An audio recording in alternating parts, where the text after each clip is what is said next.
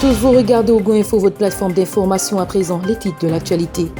12 milliards de francs CFA est le montant prévu par l'État gabonais pour la construction d'un périphérique à Ovendo avec un tramway. Nous le verrons dans ce journal.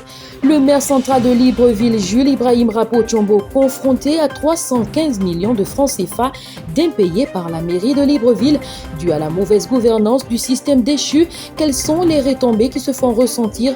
Nous y reviendrons tout de suite dans ce journal.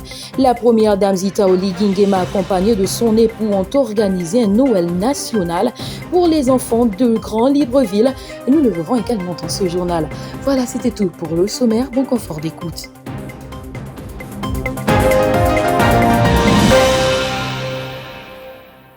« 12 milliards de francs CFA est le montant retenu par le Comité pour la transition et la restauration des institutions pour la construction d'un périphérique à Ovendo avec tramway. En effet, la loi de finances de l'année 2024 déjà établie, celle-ci prévoit 159 milliards de budget d'investissement pour le ministère des Travaux publics dirigé par le ministre de Transition Flavien Zengi-Doudou. Au nombre des projets d'urgence retenus par le Comité pour la transition et la restauration des institutions, la construction du périphérique Cap Ovendo passant par le PK27 et d'un tramway pour un montant global de 12 milliards de francs CFA. Le général de brigade Brice Oligingema a mis sur l'amélioration des voies de circulation terrestre en attendant la matérialisation de la nouvelle ville Libreville 2. Le projet de construction du périphérique Cap Ovendo par le PK27 est un projet qui fait partie des 10 chantiers d'infrastructures prioritaires du gouvernement de l'année 2024. À cet effet, le gouvernement de Remondon Sima devra tout mettre en œuvre pour sa réalisation, bien que l'entreprise adjudicataire n'est pas encore connue. Aussi, il sera de leur responsabilité de refaire naître l'espoir dans le cœur des Gabonais qui, pendant plusieurs années, ont été bernés de plusieurs projets non réalisés, et ceci grâce à la réalisation de ce bijou.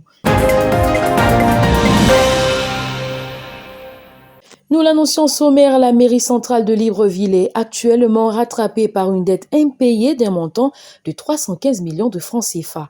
À cet effet, le maire de la transition de la mairie centrale de Libreville est confronté à des mouvements de grève de la part des entreprises de ramassage d'ordures et de curage des caniveaux au contrat avec la municipalité, lesquels qui exigent un règlement de 3 mois de prestations estimées à 315 millions de francs CFA. Le budget primitif de l'année 2023 alloué à cette municipalité était de 26 milliards de francs CFA qui devrait permettre largement à l'amélioration du cadre de vie des populations, mais également d'être réglo en ce qui concerne les contrats avec les sous-traitants. Désormais confronté à ce défi dû à la mauvaise gouvernance du système déchu, le général de brigade Jules Ibrahim Rapot-Chombo est obligatoirement appelé à trouver une solution. Outre ces difficultés, celui-ci est également confronté à de multiples dysfonctionnements identifiés au sein de la première administration municipale du pays, notamment les indisciplines et les retards. Résolument engagé dans le processus de la restauration de la mairie, le général Rapot-Chombo met tout en œuvre pour redonner une santé financière à cette municipalité qu'il a trouvée complètement dépourvue de ses moyens financiers. Rappelons-le, le CTRI a un seul objectif, mettre tout en œuvre pour remettre sur pied ce pays qui était à terre, et ceci se fera advienne que pourra. Ce samedi 23 décembre dernier, la plateforme des femmes capables et exceptionnelles a tenu sa première conférence au bénéfice des femmes entrepreneurs du Gabon et d'ailleurs sous le thème « Décider de briller ». Plus d'une trentaine de femmes ont pris part à cet événement. Cette rencontre a permis de mettre en exergue le développement et l'autonomisation de la jeune féminine. Ça a été également l'occasion pour les femmes entrepreneurs et coachs de partager leur expérience et donner à plus d'une les outils nécessaires en vue de prévenir à leur autonomisation. Cette cérémonie a été animée par les coachs Bénédicte Kassani, Laetitia Mebalé, chef entreprise et experte en communication, Josiane Maténé, initiatrice des Sambas professionnels, Anna Paul, designer en mode et entrepreneur engagé dans le social. Cette conférence a été mise en place bien évidemment pour répondre aux préoccupations des femmes en détresse qui ont besoin d'être écoutées, accompagnées et formées. En effet, on y trouve encore dans la société gabonaise beaucoup de femmes qui n'ont pas encore expérimenté les bienfaits d'être indépendantes et de vivre de son don. Et ceci pour plusieurs raisons qui ont été évoquées lors de cette rencontre. D'où l'initiative d'organiser cette conférence pour permettre aux femmes de briller dans leur domaine de prédilection en 2024. Pour ainsi soutenir leurs propos, les conférencières ont mis en exergue leur expertise dans leur domaine bien défini.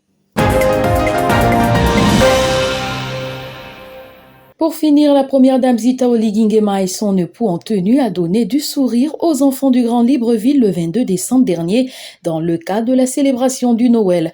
En effet, ce sont plusieurs enfants qui ont reçu de cadeaux à la Baie des Rois où se déroulait l'événement des mains propres de la directrice du cabinet de la première dame Zita Oligui Nguema qui a été empêchée.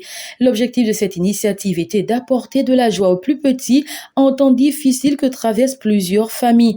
C'est dans l'ambiance de Noël que le couple présidentiel représenté ont indirectement fait du bien à plusieurs familles de Libreville. C'est en effet 15 000 enfants attendus qui ont répondu présents à la Baie des Rois.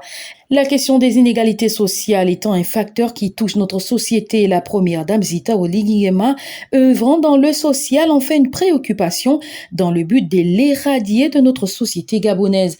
D'où cette action qui n'a fait aucune distinction entre enfants riches ou enfants des pauvres. Voilà, c'était tout pour aujourd'hui. Merci de nous avoir suivis. N'oubliez pas de liker et de partager cette vidéo.